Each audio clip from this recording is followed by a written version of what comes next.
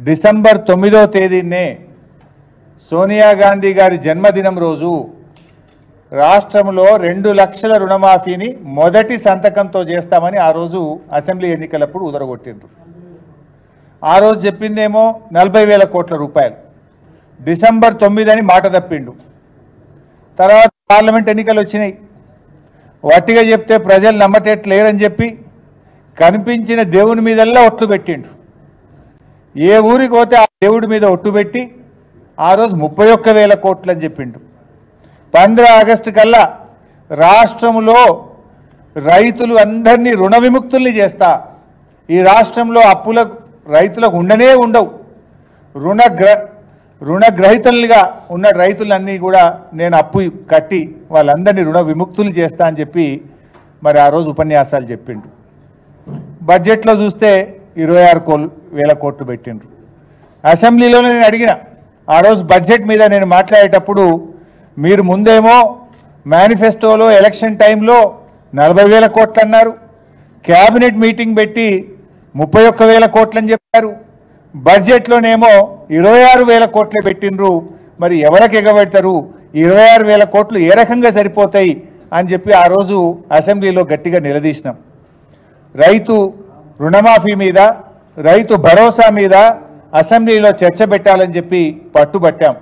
కానీ ప్రభుత్వం శాసనసభను వాయిదా వేసుకొని ముఖం చాటేసి చర్చ పెట్టకుండానే అసెంబ్లీలో పారిపోయింది, చేతులెత్తింది కాంగ్రెస్ ప్రభుత్వం।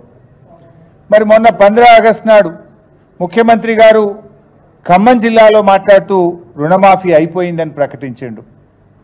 సరే నిజంగానే చేసిండేమో, లెక్కలు చూసినాం, లెక్కలు చూస్తే ఆయన చేసింది 17,000 కోట్లు 22 లక్షల మంది రైతులకు మాత్రమే చేసిండ్రు। అసెంబ్లీ ఎన్నికలప్పుడు ఏం చెప్పిండ్రు, 40,000 కోట్లు అని చెప్పిండ్రు। ఇప్పుడు తీరా చేసింది 17,000 కోట్లు, అంటే 23,000 కోట్లు కోత పెట్టిండ్రు। ఇచ్చింది తక్కువ, కోత పెట్టింది ఎక్కువ। ఇచ్చింది 17,000 కోట్లు, కోత పెట్టింది 23,000 కోట్లు। పార్లమెంట్ ఎన్నికలప్పుడు ఏం చెప్పిండు, పోనీ ముఖ్యమంత్రి స్వయంగా చెప్పిండు, పార్లమెంట్ ఎన్నికల్లో చెప్పిండు, క్యాబినెట్ అయిపోయిన తర్వాత క్యాబినెట్ మీటింగ్ తదనంతరం ముఖ్యమంత్రి చెప్పిండు, రాష్ట్రంలో 31,000 కోట్లు రుణమాఫీ చేయవలసి ఉందని, 47 లక్షల మంది రైతులకు చేస్తామని స్వయంగా ముఖ్యమంత్రి చెప్పిండు। మరి 31,000 కోట్లు అని చెప్పి ఇవాళ చేసింది ఎంత, 17,000 కోట్లు, అంటే 14,000 కోట్లు కోత పెట్టిండు। 14,000 కోట్లు కోత పెట్టి రుణమాఫీ అయిపోయిందని మాట్లాడతాడు, నీది నోరా మోరా? ముఖ్యమంత్రి ఏం మాట్లాడిండో కూడా ఒకసారి చూపిద్దాం, మీరే చూడండి ఒకసారి।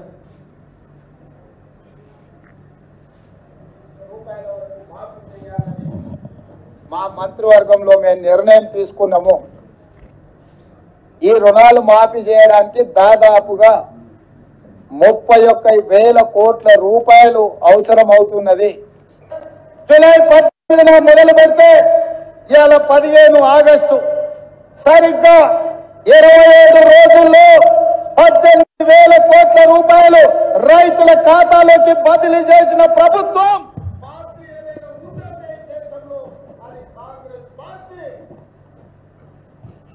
ఆయనే స్వయంగా చెప్పిండు 31,000 కోట్లని, అది క్యాబినెట్ మీటింగ్ యొక్క రిజల్యూషన్। నేనేం చెప్తాడు, ఖమ్మంలో 18,000 కోట్లు చేసిన అంటాడు। నువ్వు మరి 31,000 కోట్లు అని చెప్పిన నువ్వు 18,000 కోట్లు చేస్తే మరి రుణమాఫీ సంపూర్ణంగా అయినట్టా కానట్టా? ఏ రకంగా ఇది సంపూర్ణంగా అయినట్టు? రైతుల సంఖ్య నువ్వు ఆ రోజు 47 లక్షలని చెప్పినావు, కానీ నిన్నటి వరకు 3 విడతల్లో రుణమాఫీ అయిన రైతులు కేవలం 22 లక్షలు మాత్రమే।